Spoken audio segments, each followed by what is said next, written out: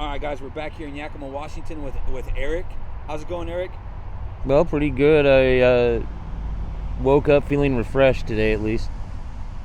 That's good. So for most viewers that have been watching from the beginning, actually, I met Eric the very first interview I did with Robert, and Eric was actually with Robert that day.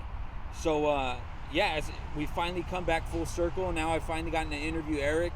So yeah, Eric, tell us, are you from Yakima? I am not. Where are you originally from? I'm from the Bellingham area. Bellingham? Did you say Bellingham? Yes. Ah, okay. What brought you out from Bellingham to Yakima? The chance to start again here and maybe, chill with a family member and stuff. But I didn't find as much going on as I hoped when I got here. How old are you? I'm 47. 47. What family member is it that you were trying to connect with here? A daughter. Oh, a daughter of yours. Yeah. How many kids do you have? Just one. Just one. How old is your daughter? She's 23. 23. Does your daughter ever come and check up on you? Not too often, no. No. How does that make you feel? I don't concern myself with how I feel about everything. I'm not like that. No. Yeah, I would be stuck in an emotional state all the time, and I think that would kind of suck, especially out here. What do you do to make money or being out here in the streets? I don't worry about money. You don't worry about money? That's good, Eric, because some people are driven by money, Yeah. It's a necessity, but for sure, I get what you're saying. Well, I came from a decent paying profession. I feel like I've got a grasp on how to make money. I'm just not Where did you come from construction trades. Ah, so you used to do construction. Yeah. Oh, okay. What dangers, if any, have you faced being here in Yakima homeless? I think the big danger is predatory individuals, whether they're homeless, housed, or running a mission. Those three different varieties of people, yeah. How do you sleep at night, Eric, being that you're right next to the freeway? Do you struggle to sleep? I sleep like a baby when I do sleep. That's good. Yeah. That's really good. How often do you sleep? I try to do it more often, but I think, before it was periods like every 3 days, every 4 days, but now I'm trying to have it be more like just an orthodox existence where I sleep daily.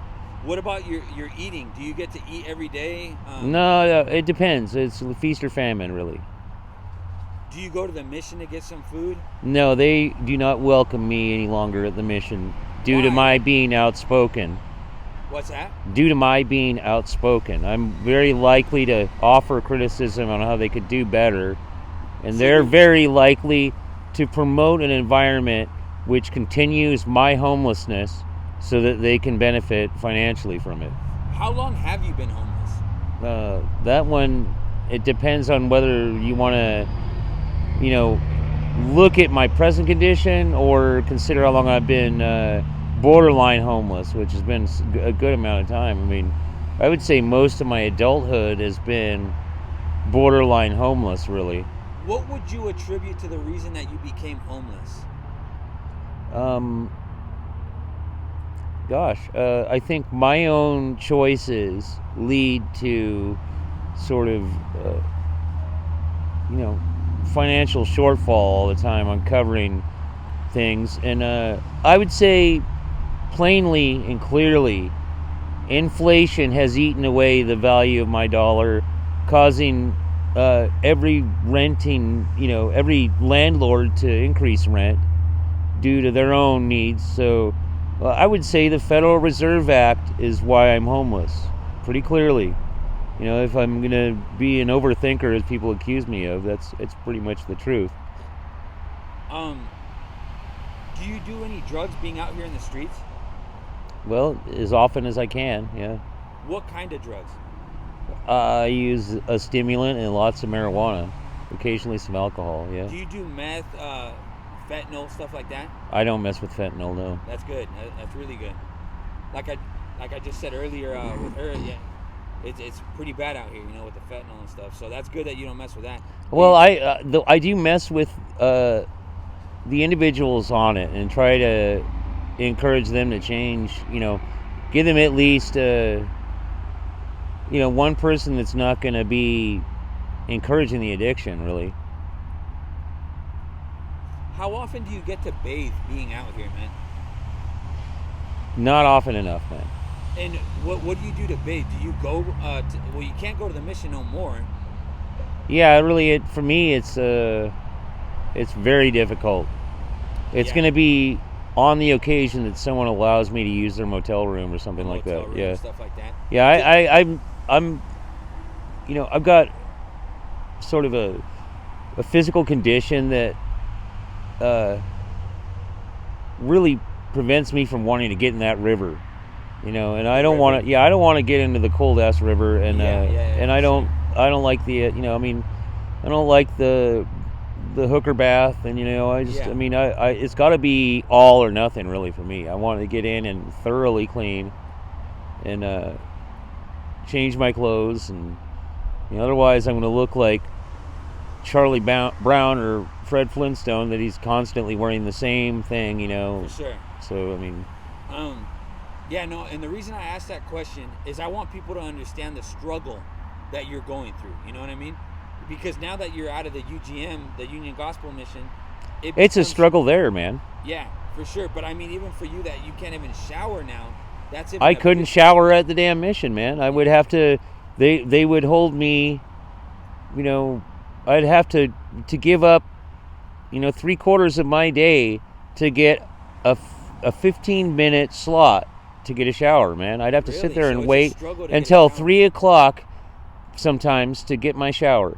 Wow. I have to sit. If I was outside, I'd get in at 11, hang out until 3 to get my shower. See, and then if you don't get it done by 4, you don't get it today.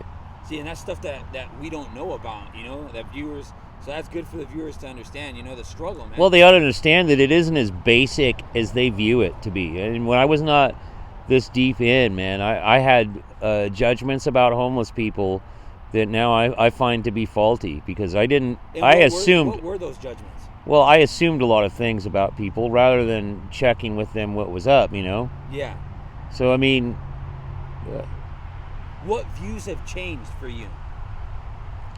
Well, partly the composition of the homeless people has changed too. Like, we aren't maybe as acutely troubled as the people that I saw maybe in 2015, right? But we're becoming that way. We are becoming that way. But a lot of the assumptions are really that they had a different option, better option, whatever. Really, the problem is that, like I said, the value of the dollar being what it is, decreased.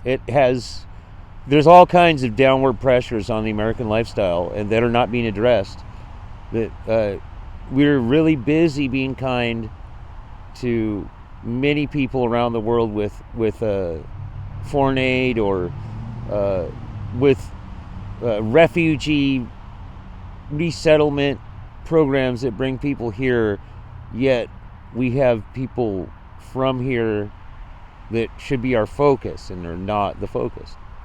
So I don't see in what way we claim that we have the means to help people from Somalia, for example, when we are not even concerned about your friends in Portland over there that we're having fights. So for sure, it doesn't make sense to me. What message do you have for your daughter if she ends up seeing this video? I don't think too much about it. I guess, live your best life. Don't become someone you aren't, and that's pretty much it. Would you be okay with doing another follow-up interview in the future, Eric? Yeah. I really appreciate it, man. Yeah. Just for the viewers and for myself, have you seen Robert since that day that I interviewed? Oh, yeah. I've seen him a couple of times. Because I've been looking for him and I can't find him, man. Is he doing okay? Sometimes we can't find him. Yeah, he's okay. Yeah, that's good, bro. Because I try to check up on everybody, Yeah. Would you be okay with me posting this on my YouTube channel? Absolutely, go ahead. Thank you, sir. I appreciate it.